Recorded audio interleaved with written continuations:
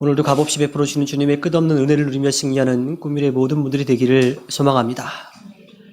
우리를 사랑하시는 하나님의 마음을 알아서 우리의 모든 잘못을 대신 짊어지시고 십자가를 지시고 죽음의 길을 걸어가신 예수님. 하지만 죽음을 이기시고 다시 살아나셔서 우리에게 영원한 하늘나라와 또 영원한 삶에 대한 소망을 갖게 해주신 그 예수 그리스도의 은혜를 알고 누릴 뿐만 아니라 전하여서 주님께 기쁨을 드리는 꿈미래가 되기를 소망합니다. 드라마나 영화를 보다 보면요, 주변 사람들을 지키기 위해서 마치 자신이 죽은 것처럼 그렇게 행동하는 사람들이 있습니다. 그러다가 나중에서야 자신이 죽지 않았다라고 하는 것을 알려주죠.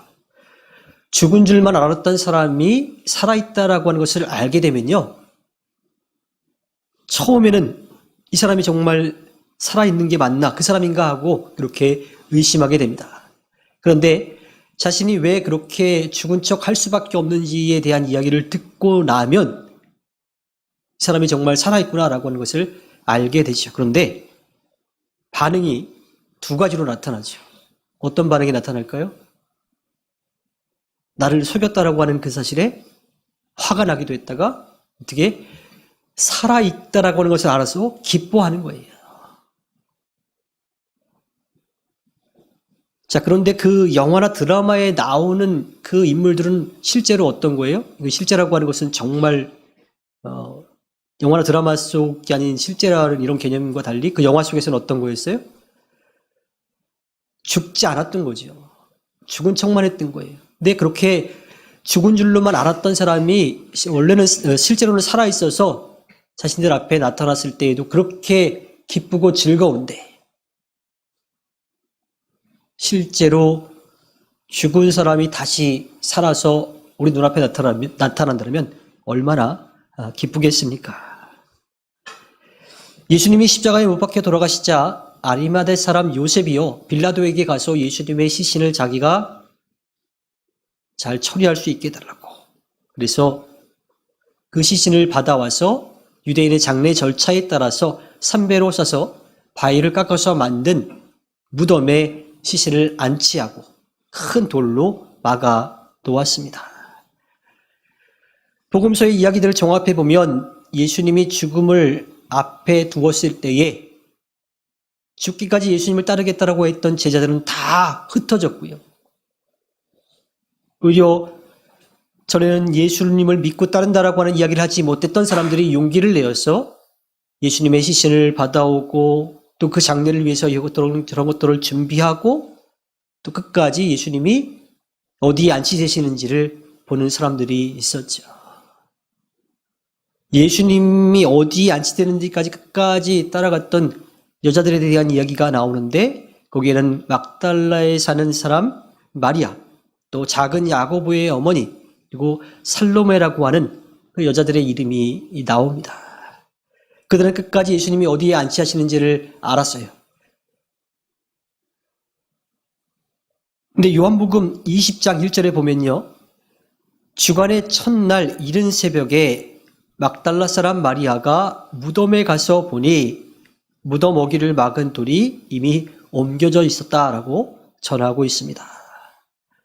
앞에서 말씀드렸던 세 명의 여자가 예수님의 시신이 어디에 안치되는지까지도 다 모았었는데 안식 1일 그 날 와서 무덤에 가서 예수님의 시신이 어떻게 되었는지를 본 사람은 막달라 마리아 뿐이었어요. 그런데 그 예수님의 시신이 안치된 곳에 왔는데 무슨 일이 벌어져 있습니까? 그 무거운 돌이 옆으로 굴려져 있고 무덤은 비어 있는 거예요. 아마 막달라 마리아는 여기가 아닌가 하는 그런 마음이 들었을지도 모르겠어요. 그런데 가서 들여다보니까 어때요? 실제로 예수님의 시신을 감쌌던 삼배도 있고 얼굴을 덮었던 수건도 잘 개켜져 가지고 있는 거죠. 그래서 막달라 마리아는 놀래서 베드로와 요한에게 달려가 가지고 그 사실을 알립니다. 그리고 베드로와 요한도 와서 보니까 막달라 마리아가 이야기한 대로 예수님의 시신을 안치한 곳인데 그 문이 열려져 있고 예수님을 감쌌던 삼배도 있고 덮었던 수건도 있는데 예수님의 시신은 보이지 않았던 거예요. 베드로와 요한뿐만 아니라 이 막달라 마리아도 예수님이 계속해서 가르쳐 주셨던 죽었다가 다시 살아나실 것이라고 하는 그 말씀을 기억해내지 못했어요.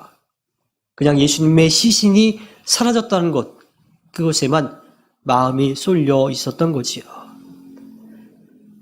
그래서 제자들은 할 수 있는 일이 없어서 자기가 있던 곳으로 다시 돌아갔습니다.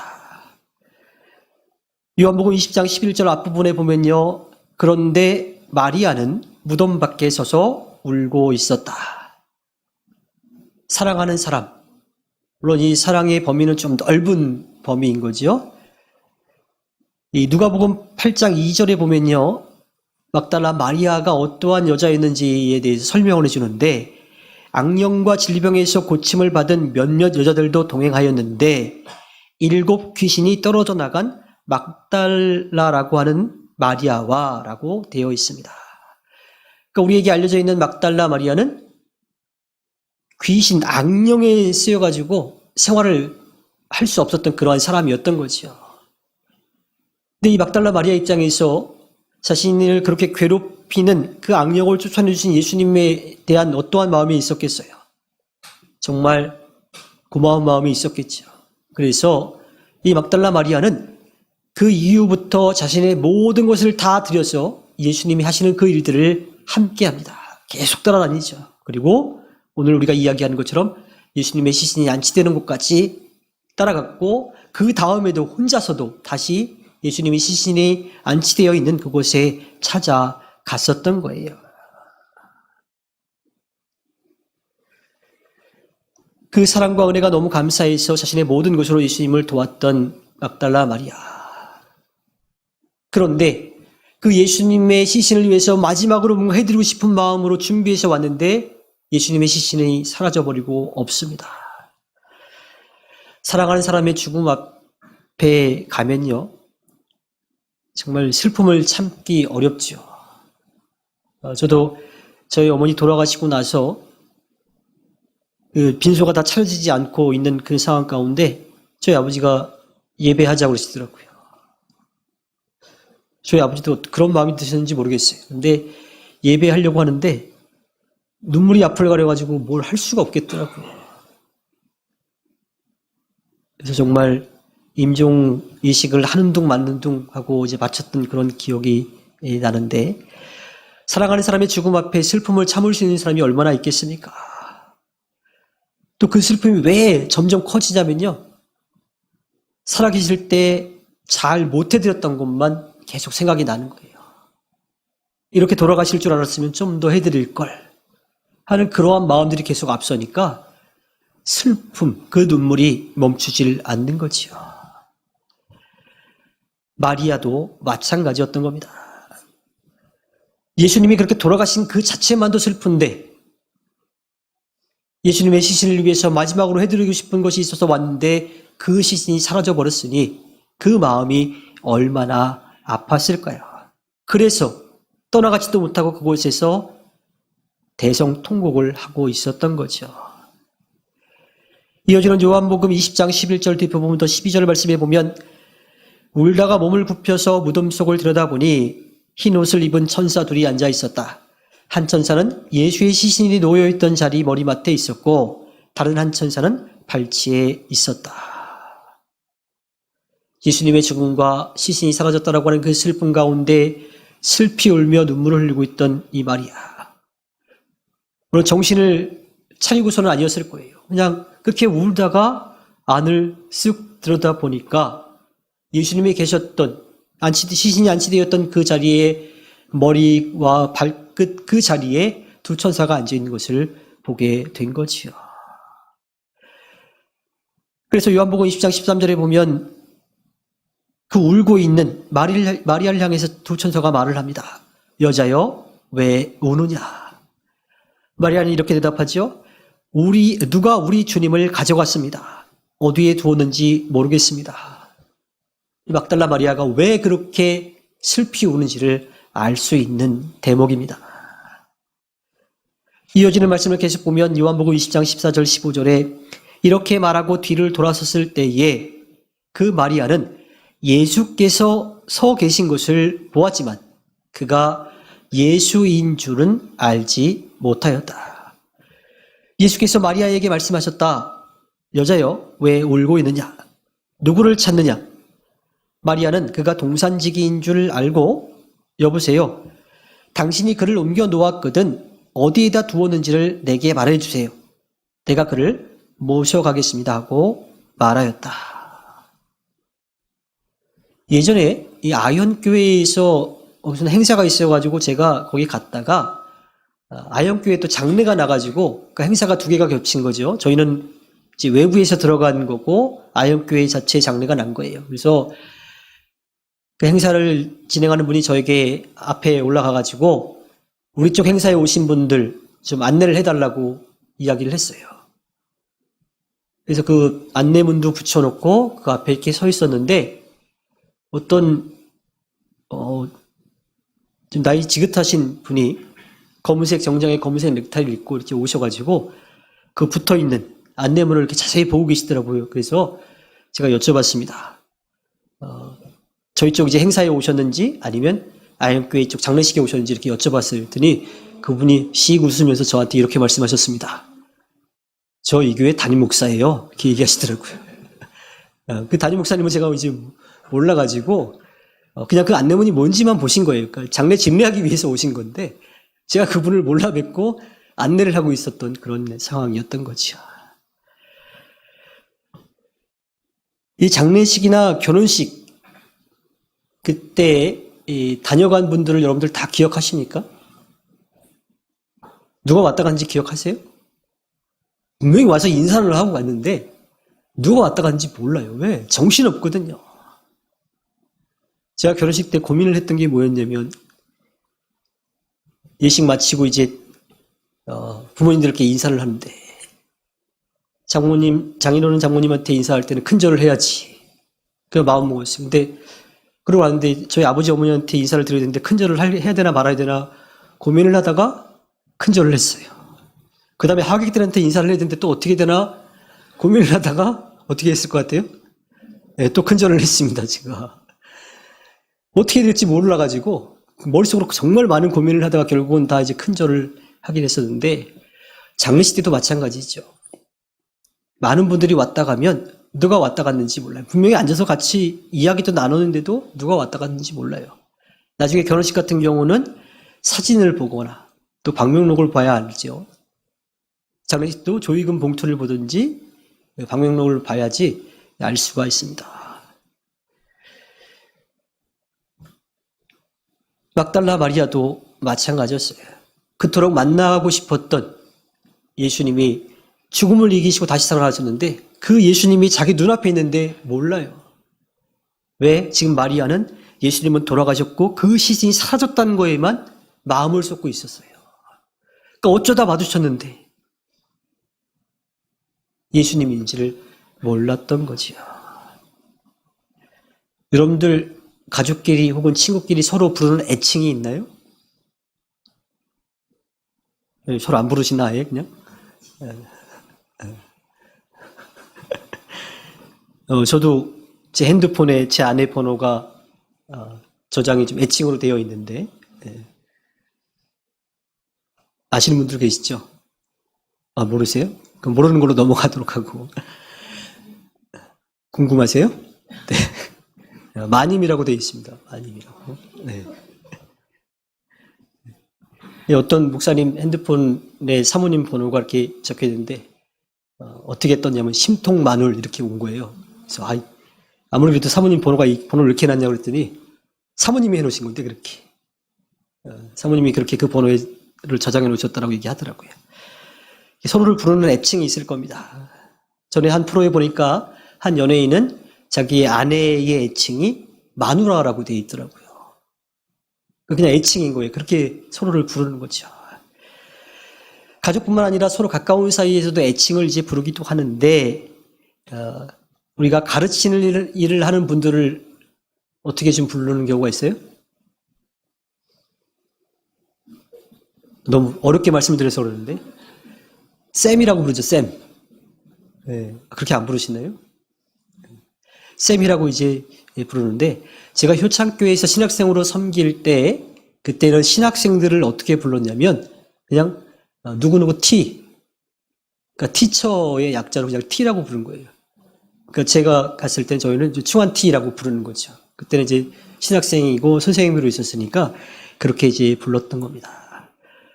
그들만의 뭐 암호까지는 아니고 서로의 관계 가운데 편한 관계 가운데 그렇게 부를 수가 있는 거죠. 요한복음 20장 16절에 보니까 예수님이 눈앞에 있는데도 알아보지 못하는 그 마리아를 향해서 예수님이 부르십니다. 예수께서 마리아야 하고 부르셨다. 마리아가 돌이켜서 히브리 말로 라브니 하고 불렀다. 그것은 선생님이라는 뜻이다.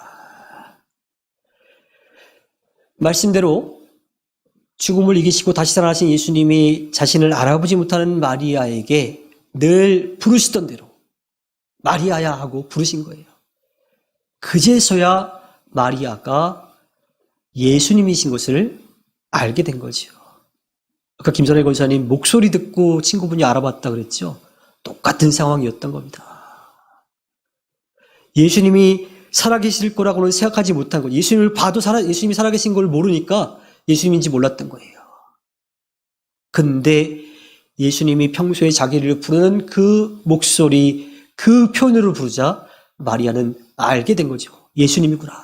그래서 마리아도 뭐라고 불러요? 라브니라고 부르는 거죠. 즉 마리아도 예수님과 서로 그렇게 편하게 부르던 애칭이 있었던 거예요.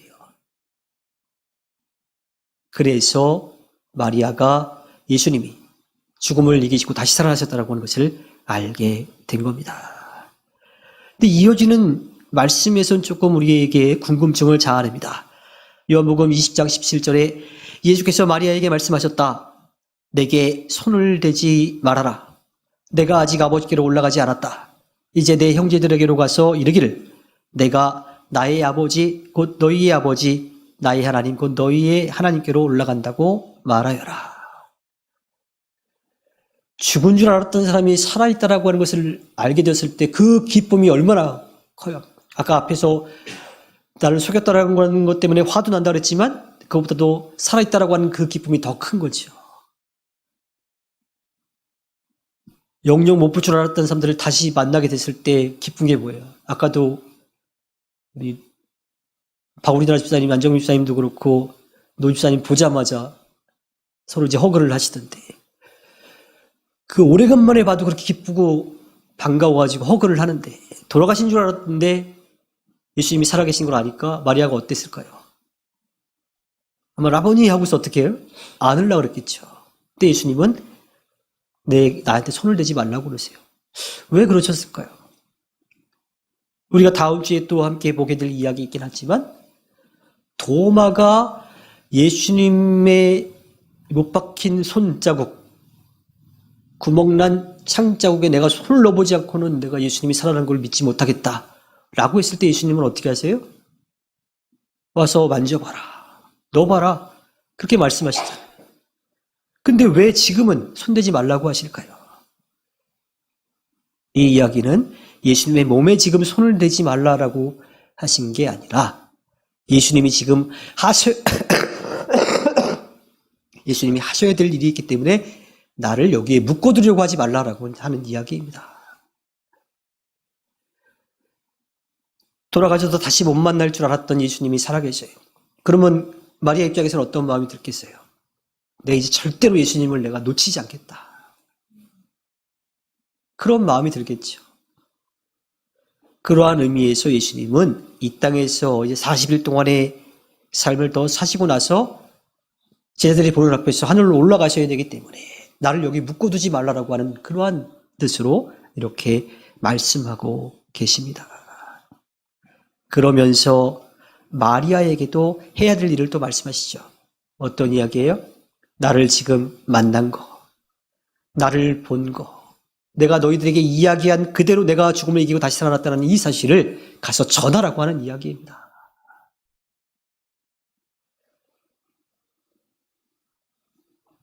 오늘의 마지막 말씀 요한복음 20장 18절에 보면 막달라 사람 마리아는 제자들에게 가서 자기가 주님을 보았다는 것과 주님께서 자기에게 이런 말씀을 하셨다는 것을 전하였다. 예수님, 살아계신 예수님, 다시 살아나신 예수님을 보지 못했던 마리아가 예수님이 살아계시다라고 하는 것을 알게 되었는데 거기서 끝나지 않고 또 깨달은 게 뭐냐면 자기에게 주어진 일이 있다라고 하는 거예요. 그래서 그 길로 예수님의 말씀을 듣고 제자들에게 달려가가지고 예수님이 죽음을 이기고 다시 살아나셨다 하는 이야기를 전한 거죠. 이렇게 죽음을 이기고 다시 살아나신 예수 그리스도의 첫 번째 증인인 막달라 마리아가 예수님을 만나고 또 자기에게 주어진 일을 하는 이야기를 우리가 함께 나누고 있습니다. 막달라 마리아는 슬피 울고 있었어요. 예수님이 돌아가신 것도 슬프지만 예수님을 위해서 마지막까지 해드리려고 했던 그 일을 할 수 없는 상황, 예수님의 시신이 사라져서 통곡하고 있었을 때 예수님이 그 막달라 마리아를 만나 주셨습니다. 주님은 지금도 살아계셔서 우리를 만나주고 계십니다. 우리의 삶과 삶의 형편이 어떠하든지 만나주고 계세요.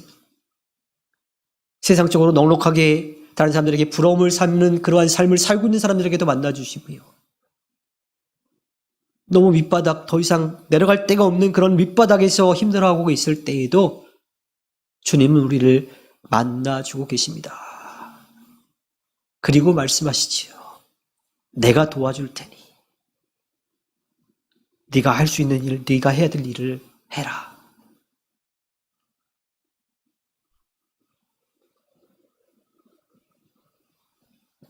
우리가 할 일이 있습니다. 우리를 사랑하시는 하나님의 마음을 알아서 이 땅에 내려오셔서 우리를 만나주시고 가르쳐주시고 우리를 위해 십자가에 못 박혀 돌아가셨다가 죽음을 이기시고 다시 살아나신 예수님, 그 예수님을 전하는 일입니다.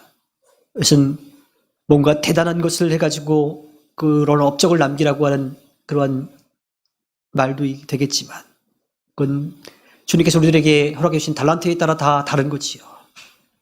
우리가 우리의 생각, 우리의 행동, 또 우리의 말을 그리스도를 닮아가기 위해서 하고 그것을 통해서 아직까지 주님을 알지 못하는 사람들이 주님을 만날 수 있도록 하는 일입니다. 성령의 능력을 힘입어서 하나님의 자녀로 예수 그리스도의 증인과 제자로 살아가는 거지요.